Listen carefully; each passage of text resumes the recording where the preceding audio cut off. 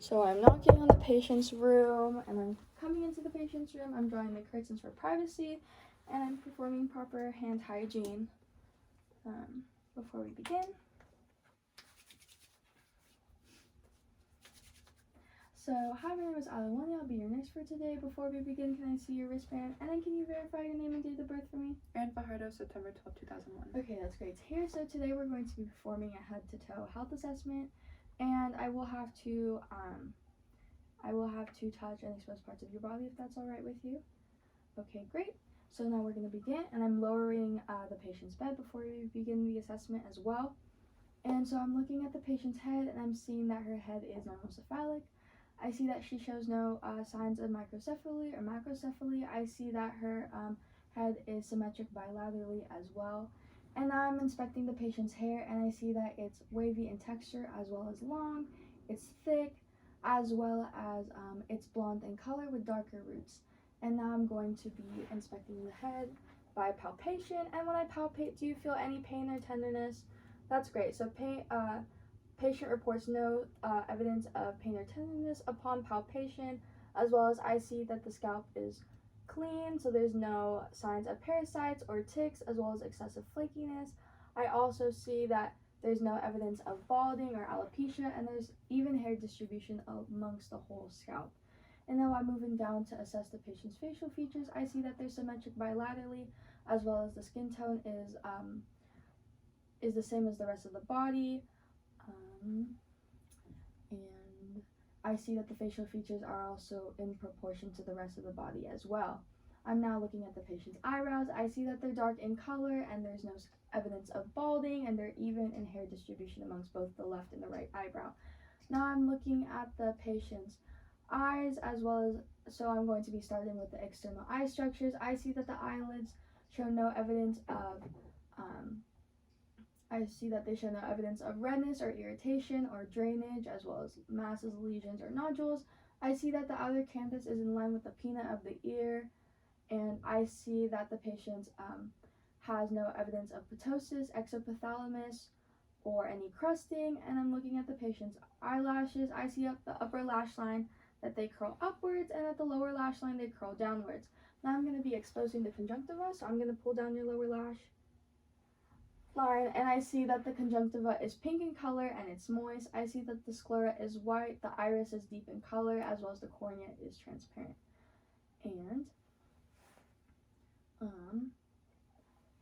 And now I'm going to be going back, and I have to test the patient's cranial nerve 7. So if you can just furrow your brows for me, and then raise your eyebrows, wrinkle your forehead, frown. Can you puff your cheeks? Blow whistle. Great. And then smile with and without teeth. Okay, great. And now I'm coming back to the eye assessment, and I'm going to be testing the patient's 6 cardinal dazes of field. So I'm going to have you follow my pen line with no head movement, just your eyes. So 1, 2, 3, 4, 5, 6. Great. And I see that the patient shows no evidence of nystagmus. I'm going to be also checking the alignment of the eyes. I'm going to be shining my pen light in the bridge of your nose. I see that the reflex is even in both of the eyes, and that means that we don't have to perform the cover and uncover test. And now we're going to be proceeding. I'm going to see how your pupillary responds to indirect and direct light. So I'm going to make a bridge of your nose right here, and I'm going to do 2 passes. 1 and 2.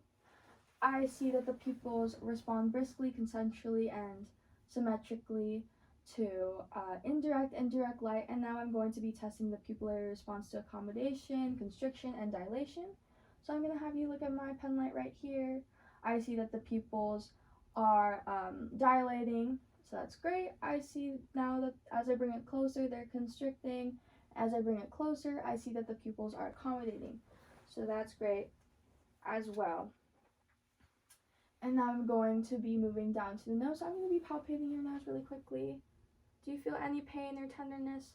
That's great. So upon palpation, the patient reports no evidence of pain or tenderness, as well as I feel no evidence of misalignment. And now I'm going to be looking at your nasal cavity. So if you could hyperextend your head for me, I'm looking into the patient's nasal cavities, and I see there's no evidence of any nasal obstruction such as bleeding or excessive drainage or septum perforation, as well as no nasal polyps as well. And now I'm going to be assessing the patient's lips, and I see that they're pink in color as well as moist. That's great. And now I'm going to be testing for patient's cranial nerve 10. So if you can open your mouth for me and say ah, I'm going to be using my tongue depressor and pressing on your tongue. So say ah.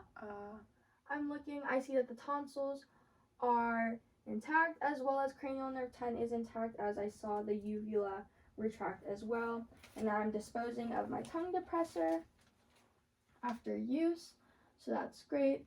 And now I'm going to be assessing for cranial nerve 11. So if you can shrug your shoulders for me, that's great. And then shrug your shoulders against resistance. Great. And then shrug, turn your head this way. And again against this way. Great. And I see that the patient's cranial nerve 11 is intact, as they were able to perform these tasks against resistance. And now I'm going to be checking range of motion of your neck. So if you can look up towards the ceiling and down and laterally, left to right, and then rotate all the way. And that's great. I see that they have full range of motion in their neck. And then I'm also going to be going back and doing range of motion of your tongue. So if you can stick your tongue out for me and stick it up and down, left to right. That's great. And I see that the patient has full range of motion in their tongue, so we could proceed with the head to toe assessment.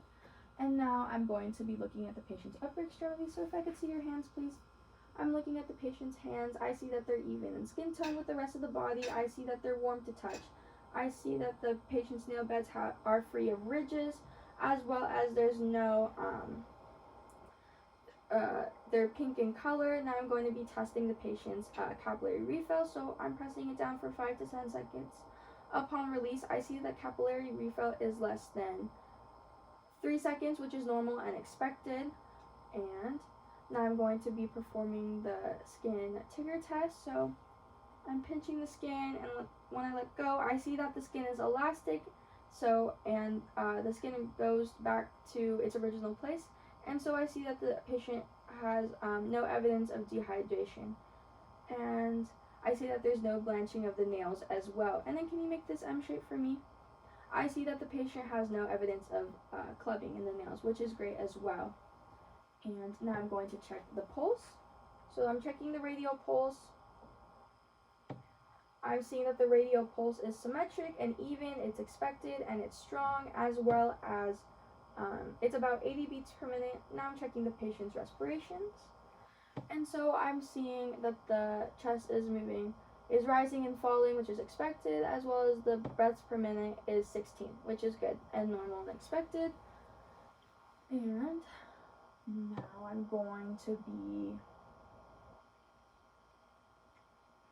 going to be assessing your posterior thorax. So if you could turn around on the table for me, please. So I'm assessing the patient's posterior thorax. I'm seeing that the skin tone is even with the rest of the body. I see no use of accessory muscles, as well as no evidence of barrel chest breathing. And now I'm going to be auscultating the patient's posterior thorax as well. And so I'm going to be starting at the apex. Take a deep breath for me. That's great. And another one at the second intercostal. And again.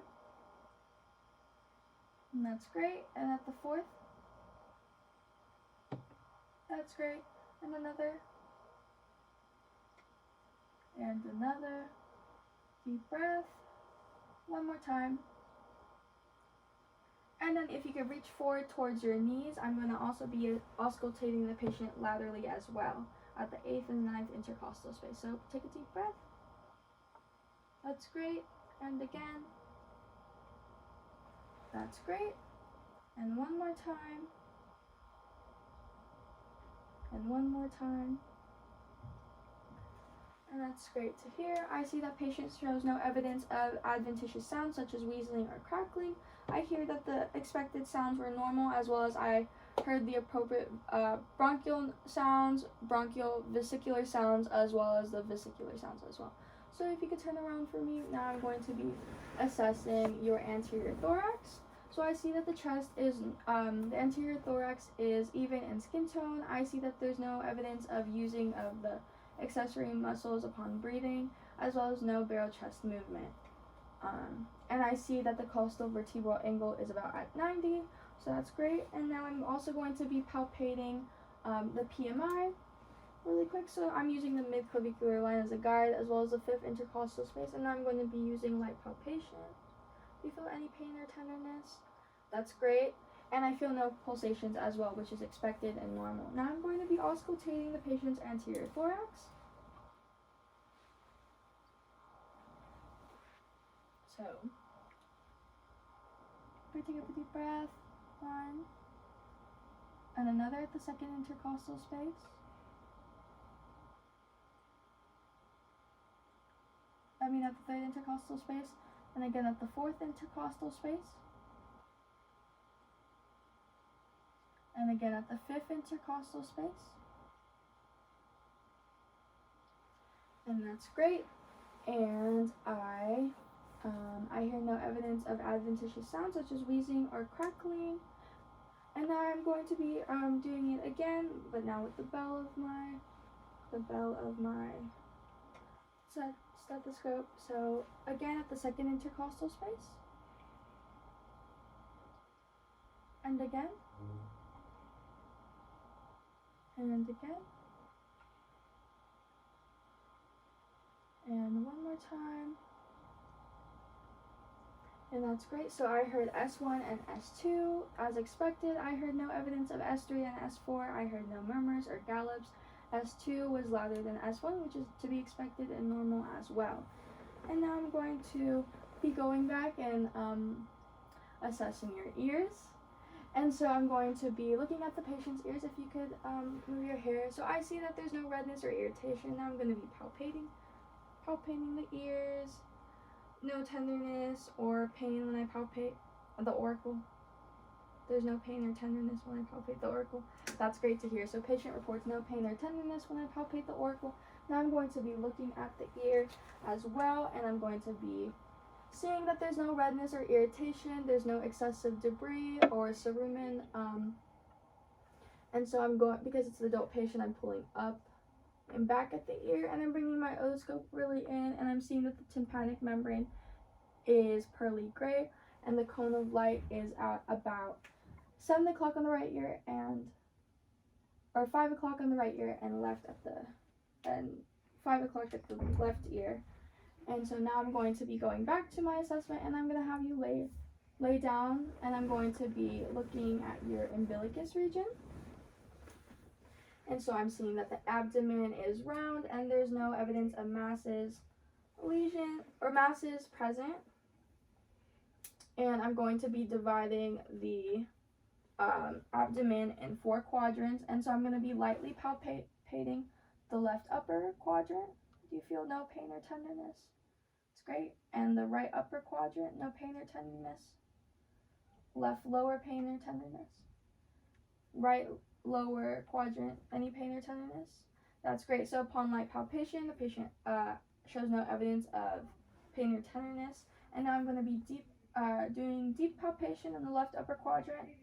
No pain or tenderness. That's great to hear. There's no pain or tenderness in the left upper quadrant, as well as the spleen is not palpable. And now I'm going to the right upper quadrant and doing deep palpation. Do you feel any pain or tenderness? No pain or tenderness in the right upper quadrant, and the liver borders are barely palpable, as well as there's no evidence of enlargement, so that's great. And now I'm moving down to the right lower quadrant. No pain or tenderness upon deep palpation, that's great. And now I'm moving to the left lower quadrant, and do you feel any pain or tenderness there? Nope. That's great. And now I'm going to be looking at the patient's now I'm going to be auscultating the quadrants.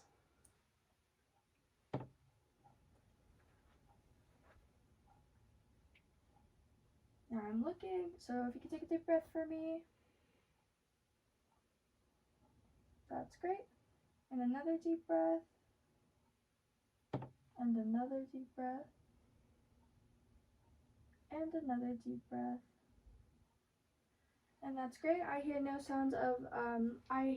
evidence of hyperactive bowel movements, and all the bowel movements that I heard were normal and expected, as well as lasting from 5 to 30 seconds, which is great. And now I'm going to be assessing the lower extremity, so I'm going to palpate, I'm going to be palpating 3 inches below the shin.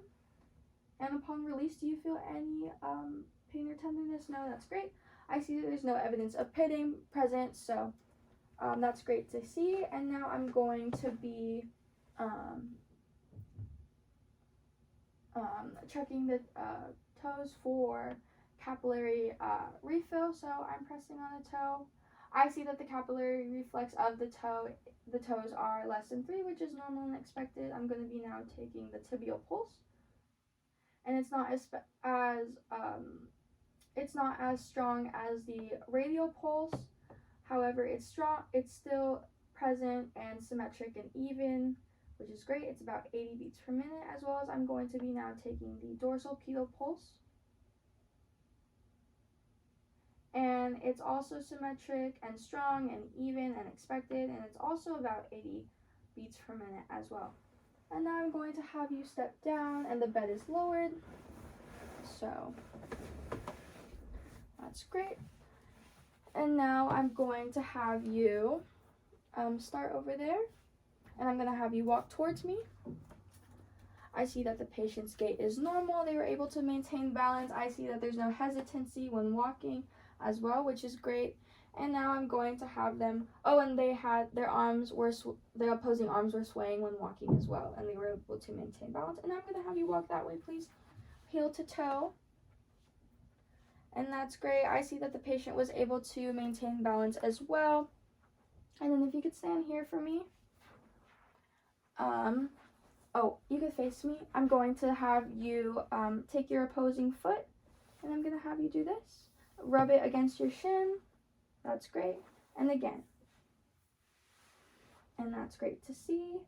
And then I'm going to have you perform the Romberg test. So if you can stay on one foot and then hop. Their eyes closed as well. That's great. And they were able to maintain balance, so they were able to perform the Romberg test well. And now I'm going to check the rotation of your spine. So if you can hyperextend like this, and then lower to the ground.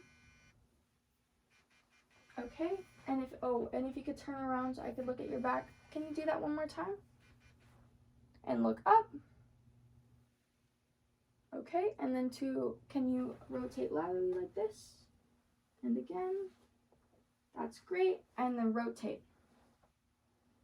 Okay, great. And I see that they're able to perform full range of motion in their back. And then I'm going to also have you take a seat back on, and I'm going to be moving back into the fine motor skills of the upper extremities.